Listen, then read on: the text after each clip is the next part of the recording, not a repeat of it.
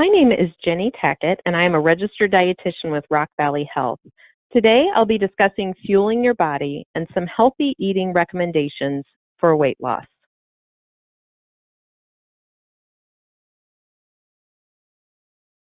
So we are going to discuss some of the possible causes of weight gain, meal plan suggestions to help you with weight loss, the mistakes that many people make, and then some general weight loss tips. But we're really focusing on fueling your body and having more of a lifestyle change versus a quick fix. So some of the possible causes of weight gain. Portion explosion is definitely a contributing factor. You can see on the picture on the right the plates and how plate size has increased dramatically since the 1960s. When you go out to a restaurant, the amount of food that you're served, whether it's a bagel or a platter of Mexican food, is so much more than it was in the 1960s, 70s, and 80s. So we've seen a huge increase in portion sizes around the 1980s. The more food that we put in front of us, the more we tend to eat. It's very, very tempting to eat more if you are served more. There's also a discussion of genetic factors versus environmental or social, and sometimes it's hard to decide which it is. So you may see families where there are a number of people who are overweight, but that could also be because they eat together. They learn how to cook together. They have the same exercise or eating habits. So the people that you are with definitely have a big impact on your habits. And you can hang out with people who are more active or who eat healthier, and that can have a positive impact. If you have a family or friends who do not eat healthy and don't exercise, that can be a barrier for you. But there may be some genetic predisposition towards weight gain, but oftentimes with some environmental changes, you can combat that. Lack of physical activity definitely impacts weight, not exercising, and even just the amount of sitting that we do during the day, whether it's at work, in front of the television, with video games for some people. There's a lot of inactivity which slows metabolism and does not burn calories. Skipping meals, especially breakfast, can be a risk factor for weight gain. When you skip meals, the tendency is to overeat when you do eat. So just some general scheduling changes can help people with weight loss. And then many people cycle between hunger and overeating. So they don't eat until they're very, very hungry, if not feeling like they're starving. And then when they do eat, they overeat. So reducing those times between meals. Uncontrolled intake of sugar and sweets, and a lot of this can come in the form of beverages. So you can see in the picture beverages like regular soda, sweet tea, juices, and also alcoholic beverages can cause weight gain. Not eating enough fruits and vegetables in the daily diet. Most Americans do not get the goal of at least 5 servings, up to 10 servings per day. And so fruits and vegetables are high in fiber, which fill your stomach up, and they're low in calories. And they can really help you fill your plate up with not as many calories at a meal. Being dehydrated and not taking in enough water can be a cause of weight gain. Medications such as antidepressants or anti-anxiety medications can cause weight gain and can require you to adjust your diet or increase activity. And for women, weight gain can start with pregnancy, and then you have, a newborn that keeps you up at night. So you have some eating due to lack of sleep, and then you have a toddler that doesn't finish their meals, so you finish their meals. There can be a whole snowball effect of habits from having children, and some of those affect fathers as well. So when it comes to weight loss, you see the picture of the scale. It's a matter of balancing those calories in and calories out. We get calories from food and beverages, and then we expend calories by physical activity and then just our bodily functions like breathing, our heart beating, and some of the calories out can be just from movement, from fidgeting, any sort of movement of the body. So we want to be in a calorie deficit for weight loss. So we would want there to be less calories coming in than needed to maintain your current weight, and or more calories going out. So you either decrease your calories from food and beverages, or you increase your calories from physical activity, or ideally both. It takes 3,500 calories to lose 1 pound, so this takes time. You don't gain weight overnight, and you shouldn't lose it overnight. If you really want to maintain that weight loss, a more gradual weight loss, a pound or two a week, cutting back about 500 calories, for example, each day for a week, would result in 1 pound of weight loss. I highly recommend combining the increased activity and cutting calories. That maintains your muscle mass by being physically active, and it is important for maintaining weight loss. The macronutrients that give us calories, we get calories from carbohydrate, protein, and fat. Each gram of carbohydrate or protein has 4 calories. A gram of fat has 9 calories, so it's over 2 times as many calories. But a combination of carbohydrate, protein, and fat is important for your health. You have to cut back in some way. A lot of diets have you reduce carbohydrate to an extreme level. I don't recommend going below 120 grams per day, which is the amount of carbohydrate required for the brain to function. And so, for an example, 30 to 45 grams of carbohydrate at breakfast, lunch, and dinner, and then a snack of 15 grams would get you, into that range. Not going much below the 30 grams per meal would be my recommendation. So thinking about what your schedule is, eating every 4 to 5 hours so that you're fueling yourself throughout the day so that you can function well, you have the energy to do exercise or to do work or to even just walk around and have energy. So if breakfast is at 6 a.m. and lunch is at 1 p.m., it would be important to plan a snack maybe around 10 a.m. If lunch is at noon and dinner is very late, this happens to a lot of people with activities. Having a 4 o'clock snack can get you through so that you're not just running on empty. Spreading carbohydrate out throughout the day can again help to fuel your muscles and your brain. So including whole grains, fruits and vegetables, beans, and low-fat milk or yogurt. And also including a lean source of protein at each meal and snack. Protein does give us a sense of satisfaction or fullness. So things like eggs, beans, low-fat dairy products like low-fat Greek yogurt or low-fat milk. Lean meats, chicken, fish, turkey, nuts, and seeds are all good choices. And avoid nighttime snacking. Only having a snack if you're truly hungry. By fueling yourself throughout the day, you may find that you're not as hungry at night. One of the problems with nighttime snacking is that people don't eat breakfast. They don't eat a lunch, or they skip, meals or snacks. And so then they are hungry, but then it snowballs into too much eating at night. So a fruit or a vegetable is your ideal snack, a small handful of nuts or seeds, a whole grain option. As far as what you should follow, I typically give individual recommendations. Everyone is different. And so as far as overall recommendations, you do need to address the hunger issue. You have to be in a calorie deficit.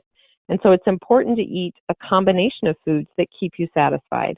Protein sources and fiber-rich foods do give a sense of fullness or satiety.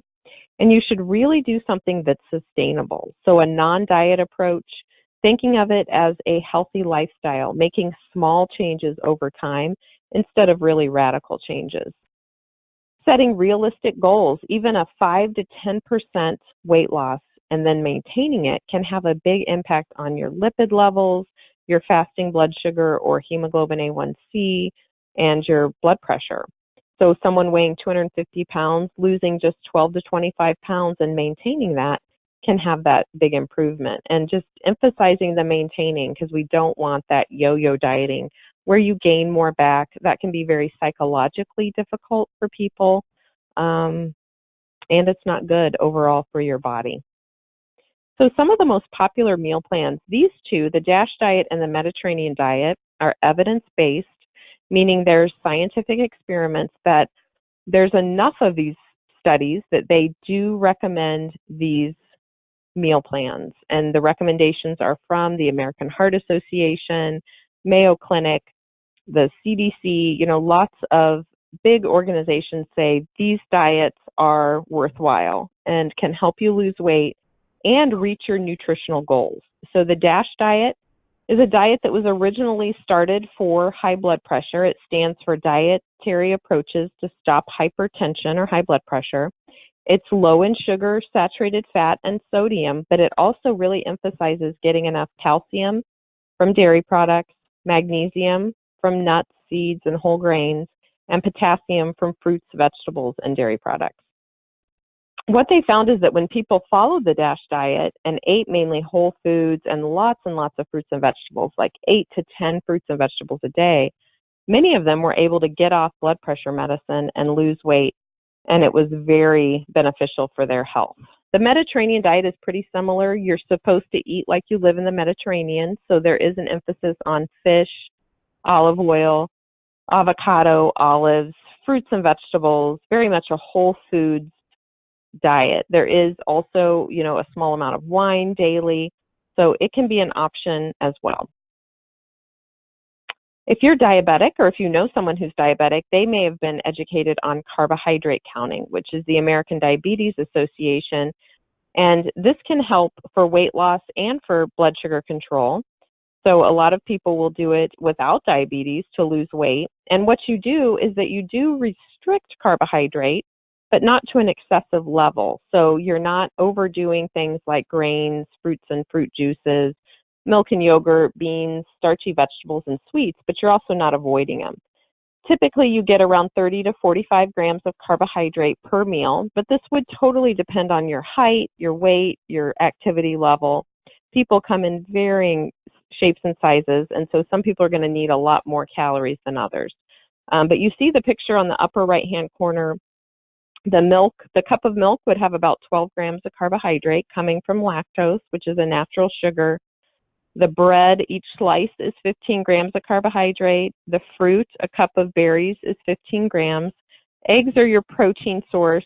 Peanut butter is protein and fat and a little bit of carbohydrate. So this meal would be about 45 grams of carbohydrate and would fit nicely into a meal plan. Now, if someone doesn't like milk, they could have yogurt, or they could have a second slice of bread, or if they don't like the fruit, they could have a second slice of toast. So there's all different options. You can pick different foods each day, but you're educated in counting those carbohydrates and balancing your meals.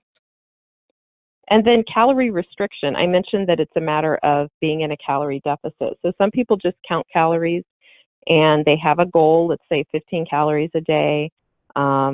They really watch their portions. They eat more fruits and vegetables. But just a reminder that not all calories are created equal. Just counting calories does not guarantee that you're meeting your nutrient needs. So 25 M&Ms have the same calories as a cup and a fourth of blueberries. But the blueberries have fiber and antioxidants and so much more nutritional advantage. So just remember to try to have the base of your diet be those healthy choices.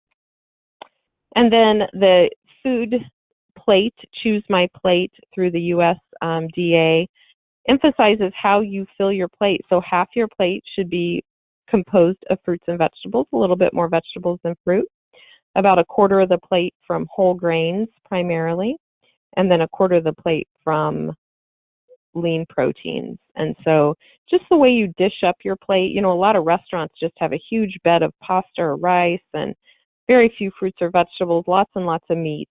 So you can still have some of those foods. It's just a matter of portioning them out correctly.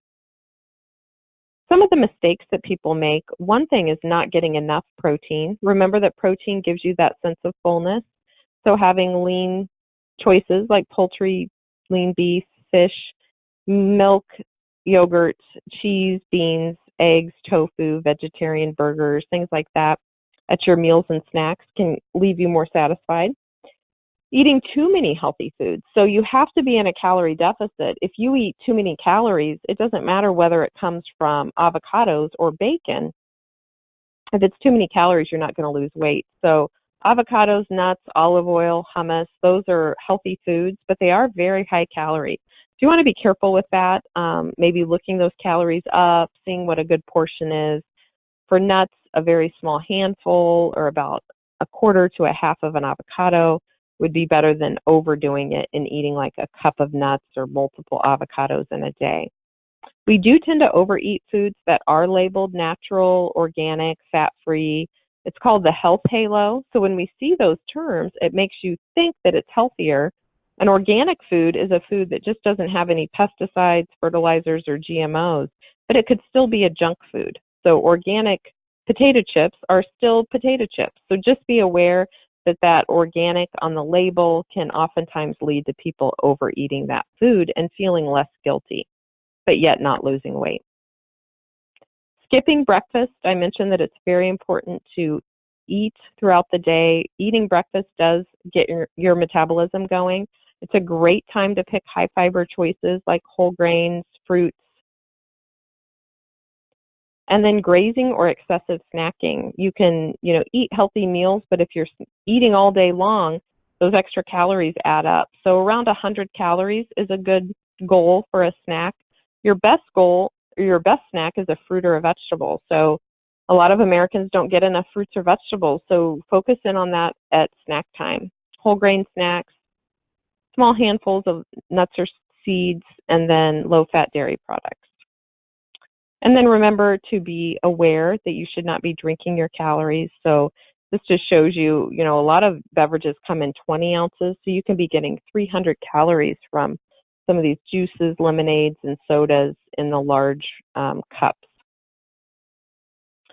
And then the last one is overestimating the calories that you burn through physical activity. So a lot of frustrated people will tell me, I started exercising at the gym or started running or walking and I gained weight. Well, what it comes down to is that you're eating through that exercise. So if you go out and walk a mile, that's only about 100 calories on average of calorie burn. So if you then eat an extra cookie that day, sometimes people reward themselves with food when they're exercising, then you are at a wash. I mean, calorie-wise, you didn't reduce your calories at all.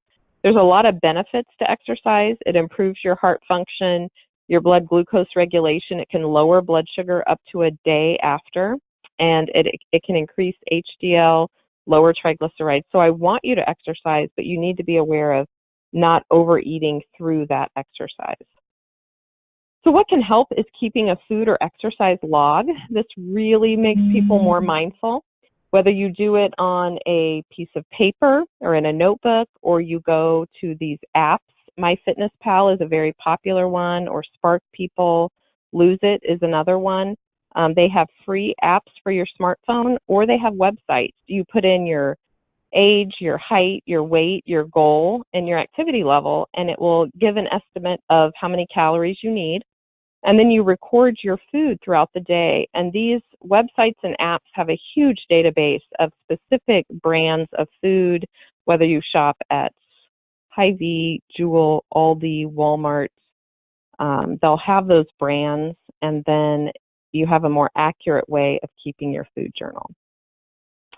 So this picture just shows that you can actually eat more quantity of food, like you see on the right-hand side, and lose weight. A lot of the foods shown there, like cantaloupe and vegetables and whole grains, are high fiber, so they'll fill you up. They take a lot of time to chew, which is satisfying for people. Compared to on the left, you have potato chips and French fries, hamburgers, and cinnamon rolls, where it's not as much quantity. So it really helps to increase those healthy foods, filling up your stomach. I've had very successful clients tell me, I ate my way to losing weight, and that's a great way to do it. So I hope this helps you think of some ideas of ways that you can lose weight and just start a healthy lifestyle to last. Thanks, and have a great day.